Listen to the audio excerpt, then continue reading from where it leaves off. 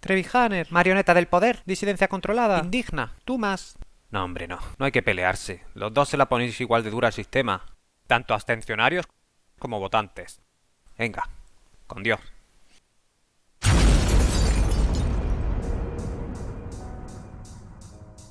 Hola, ¿qué tal? En este vídeo no os voy a decir que votéis ni que no votéis. Haced lo que os parezca mejor. Pero os voy a explicar por qué, desde mi perspectiva, ninguna de las dos opciones sirve para cambiar el sistema. Nada de lo que haces importa, tu existencia es mentira. O sea que primero de todo, si tú estás a favor del sistema y solo quieres algunos cambios superficiales, este vídeo no iría dedicado para ti, pero aún así te invito a que te quedes porque te puede interesar. Mejor me voy de aquí. Puede irse cuando quiera, pero ¿puede decirnos por qué? Bueno, yo... Felipe González, líder del Partido Socialista Obrero Español, votó en un colegio electoral del distrito del Retiro. Las elecciones, y en esto creo que no os estoy descubriendo nada nuevo, son una manera que tiene el sistema político de adquirir legitimidad frente a la ciudadanía. Como bien señala el gran Miguel Ancho Bastos, los regímenes percibidos como dictatoriales o aristocráticos suelen encontrar un menor apoyo en la sociedad, dado que la clase gobernada ve con mucha más facilidad que existe una clase gobernante de la que no forma parte. Ante esta falta de legitimidad, estos regímenes tienen que tomar una de dos opciones, o hacer un mayor uso de la fuerza para lograr la obediencia del pueblo, o si no tienen capacidad para ello, asumir que no pueden sobrepasarse en sus exigencias a la ciudadanía. Es en ese contexto que tras la muerte de Franco se lleva a cabo la transición hacia la democracia, integrando a los opositores al régimen dentro del sistema y creando la ilusión de que la ciudadanía se gobierna a sí misma. Una de las características que diferencia a la democracia actual de la Segunda República es el consenso socialdemócrata. Cuando en un parlamento no hay un cierto consenso, cuando las diferencias entre los principales partidos son inabarcables, es cuando hay mayor riesgo de que ocurran cosas como las que ocurrieron en la Segunda República y que desembocaron en la Guerra Civil. De todo esto ya se dio cuenta la casta política y económica de este país, y creo que esa podría ser una explicación de por qué el Partido Popular es un partido tan tibio cuando está en el poder. ¿Quién subió el IVA? ¿Quién subió el IRPF? ¿Quién subió los impuestos especiales? ¿Quién subió la luz, el gas y el butano?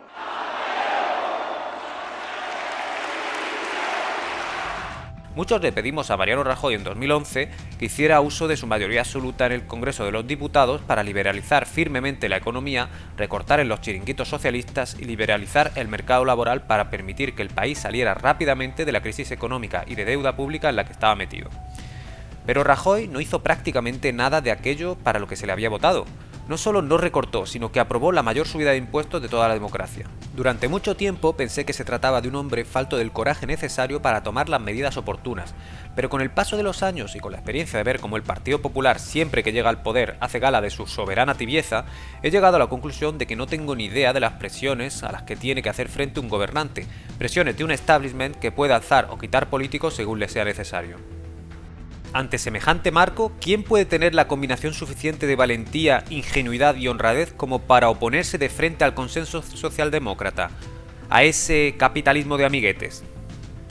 Mientras que la ciudadanía se entrega recurrentemente al espejismo de las elecciones, ya sea para participar en ellas o para mostrar su descontento con la abstención activa, las élites económicas y políticas saben que sus privilegios quedarán intactos. Sea cual sea el candidato ganador, su margen de maniobra será convenientemente modulado para evitar que los titiriteros renuncien a sus privilegios. Y si se abstiene un 60% de la población, por ejemplo, tampoco es que les importe mucho. Cualquier excusa podría servir como chivo expiatorio para explicar la abstención. Mal tiempo, una pandemia, mala fecha para las elecciones, etc. Y si ninguna excusa es convincente, siempre podrá auparse un nuevo movimiento de indignados que será convenientemente canalizado por los cauces adecuados.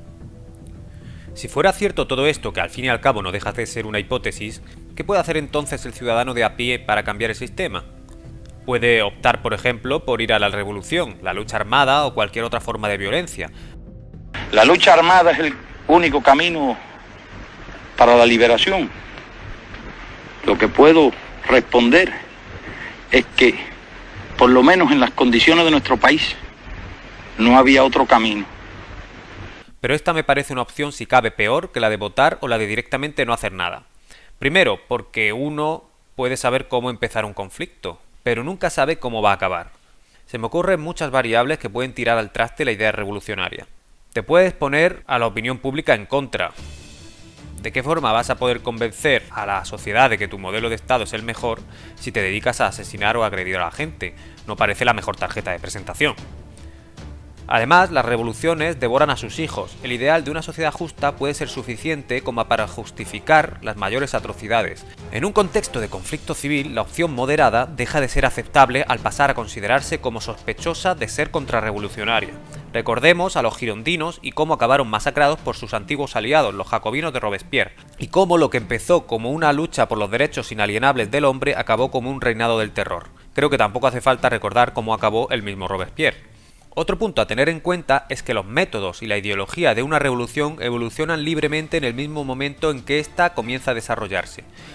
Puedes planificar con todo detalle cómo pasar de una sociedad X a una sociedad Y, pero cuando lo intentes inevitablemente llegarás a una sociedad Z, que en muchos casos será incluso peor que la sociedad previa a la revolución. En cualquier caso no tienes ninguna garantía de que vaya a ser mejor. Y por último, el fin no justifica los medios. Si cada vida tiene un valor incalculable, no quedan palabras para describir el valor de la vida de una persona inocente. Sencillamente sería demasiado ingenuo pensar que podría darse una revolución violenta en la que no se perdieran vidas de civiles inocentes. Espero haberos convencido de que la violencia solo puede justificarse como reacción a la violencia de otros. Pero bueno, entonces, si ni una revolución ni unas elecciones pueden servir para cambiar el sistema, ¿qué otras opciones nos quedan? Pues la resistencia no violenta. As the greatest demonstration for freedom in the history of our nation. Son numerosos los casos en los que se han logrado cambios políticos gracias a que gran parte de la población salió a mostrar su descontento de forma pacífica. Sin embargo, a esta opción también le veo dos grandes problemas. Primero, necesita que amplios sectores de la población estén motivados para movilizarse. Este es sin duda alguna el talón de Aquiles de la derecha y de los liberales en particular. Otro día, si queréis, os comento qué creo que podríamos hacer para revertir esto. La cuestión principal es que si el cambio que tú quieres llevar a cabo no es compartido por una amplia parte de la población, salir a manifestarte no va a servir de mucho. El grado de influencia es exponencial al número de participantes. Segundo, si el movimiento no está organizado desde arriba, es muy fácil que acabe siendo acaparado por partidos políticos que logren encauzar el descontento hacia sus propios fines, que en muchos casos pueden ser diametralmente opuestos a los que originaron las protestas. Un momento, me están diciendo por el pinganillo que no te has suscrito aún. Suscríbete. Madre mía. Otra posibilidad dentro de la resistencia pacífica sería la insumisión fiscal, que se puede combinar o no con la negativa de acatar aquellas leyes u órdenes que se consideren injustas. Un ejemplo de esto sería un policía que se niegue a multar a aquellas personas que sin molestar a nadie estén en la calle más allá del toque de queda establecido por el gobierno. Ambos casos serían estrategias que formarían parte de lo que se conoce como agorismo. En realidad no hace falta ser libertario para acogerse a estos mecanismos como forma de protesta. Si los movimientos progresistas y de izquierda no fueran un caballo de Troya del estatismo más exacerbado, podríamos encontrar a activistas como Greta Thunberg abogando por la insumisión fiscal como forma de lograr que los políticos asuman con mayor fervor si cabe su agenda ecologista. Pero ocurre que en realidad el ecologismo no es más que el medio elegido para aumentar la intervención del Estado en la economía. Así que no interesa que la población sepa que puede presionar al gobierno mediante la reducción de los ingresos públicos. Si la política es el arte de mantenerse en el poder utilizando el dinero de los demás, reduciendo los ingresos públicos se reduce la capacidad de hacer política de los gobernantes, y sin hacer política no se dura mucho tiempo en el poder, y eso es lo que más temen los políticos. Me he permitido hacer unas gráficas conceptuales mostrando las distintas opciones para lograr una sociedad más libre. Esto no es más que fruto de mi percepción personal y está abierto a debate. Bueno, en realidad todo el vídeo está abierto a debate, así que venga, ponedme un comentario ahí totocho contándome en qué creéis que me estoy equivocando. Pero ponedme bien los puntos y las comas y todo eso, que si no luego me toca averiguármelas para descifrar el mensaje. Comencemos con la opción de votar en las elecciones. Desde mi punto de vista, para que un partido abiertamente libertario permitiera un cambio de modelo político, necesitaríamos un apoyo popular muy elevado, lo cual parece tremendamente difícil, si no imposible. Primero, por las propias limitaciones del sistema electoral, como la ley D'Hondt y la circunscripción provincial. Segundo, por los incentivos que tienen las oligarquías políticas y económicas de hacer propaganda en la dirección contraria. Pero además, y reitero que es solo mi punto de vista, incluso con mayoría absoluta no creo que se diera un cambio de 180 grados del modelo de Estado. Los propios incentivos de los gobernantes les llevarían aún en ese caso a ceder lo mínimo indispensable para seguir manteniendo el poder. Por eso mismo, si el partido tuviera casi todos los sufragios, tendría menos incentivos para disminuir el poder del Estado que si éste tuviera una mayoría absoluta raspada. De ahí que la línea de utilidad descienda al final de la gráfica. La curva de utilidad de las manifestaciones pacíficas también empezaría con forma plana cuando cuenta con un pequeño porcentaje de la población e iría aumentando lentamente hasta sobrepasar un punto en el que lo haría de forma exponencial, pero de nuevo su utilidad sería marginal en el caso de no contar primero con una sociedad libertaria altamente movilizada. El caso de las manifestaciones violentas es aún peor, dado que aunque aquellas personas más convencidas puedan llegar a justificar las agresiones, la mayoría de los indecisos probablemente sientan rechazo y se acerquen a posiciones opuestas. Por último, tendríamos el agorismo y la contraeconomía. La gran ventaja que tiene es que no requiere de convencer a amplios estratos de la población para que comience a surtir efecto. Si mañana caen un 10% los ingresos públicos gracias a que la gente logra evitar el pago de algunos de sus impuestos, estoy seguro de que se iniciaría una crisis política más o menos abierta. Hay 1000 maneras de reducir el pago de impuestos y unas son más fáciles de llevar a cabo que otras. Si queréis, otro día podemos entrar en eso. En el punto en el que estamos, en el que el minarquismo es una opción minoritaria, creo que la mejor opción que tenemos es el agorismo, el cual no es excluyente del resto de opciones. Y ahora procedo a daros justificación de por qué creo que incluso con un escaso apoyo social el agorismo puede lograr resultados superiores al resto de opciones. Supongo que muchos ya conocéis la famosa curva de Laffer. Esta curva muestra cómo varía la recaudación fiscal al modificar los tipos impositivos. A mayores impuestos, mayor recaudación, hasta llegar a un punto en el que se desincentiva tanto la producción y se favorece tanto la evasión fiscal que caen los ingresos. Los partidos socialdemócratas de derecha y de izquierda se afanan en tratar de encontrar el punto de mayor recaudación fiscal. Los que consideraríamos de derecha suelen decir que nos encontramos en la parte derecha de la curva, por lo que proponen tímidas bajadas de impuestos. Por el lado contrario, los partidos de izquierda creen o dicen creer que estamos en la izquierda de la gráfica y por eso defienden subidas de impuestos. Yo no soy economista, así que no tengo ni idea de si estamos a la derecha o a la izquierda de la gráfica. En cualquier caso, la curva de Laffer es una simplificación conceptual. De hecho, podríamos hablar de infinitas curvas de Laffer. La curva no es la misma hoy que dentro de un año, ni es la misma entre asalariados que para autónomos, ni es la misma para el IVA que para el IRPF o para el impuesto de sociedades. En cualquier caso, si lográramos aplanar la curva y desplazarla hacia la izquierda, los incentivos estarían puestos de tal forma que al gobierno le interesaría reducir los tipos impositivos para aumentar la recaudación, y eso sí que sería un gran logro. Es posible que algunos de vosotros penséis que todo esto está muy bien, pero si le cortamos el grifo al gobierno, ¿qué pasaría con la sanidad, la educación, las pensiones, etcétera? Es decir, que aunque entendéis que la oligarquía política y económica se enriquece a costa del ciudadano que produce, os preocupa qué puede ocurrir con aquellas personas a las que el Estado usa de escudo humano para justificar su robo. Me parece una pregunta legítima. Me gustaría responder planteándoos un supuesto. Imaginaos que vuestro vecino, Pepito Pérez, es un tío súper comprometido. Así que se hace socio de una ONG que construye pozos de agua en algún poblado pobre de África.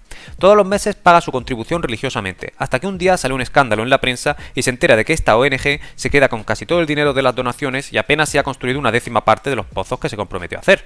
Y no solo eso, sino que además tiene lazos con mafias del tráfico de personas. ¿Qué creéis que debería hacer Pepito? ¿Debería seguir pagando porque de cada 100 euros que dona, un mínimo porcentaje sirve para algo bueno, mientras que el resto sirve para hacer más daño a la sociedad?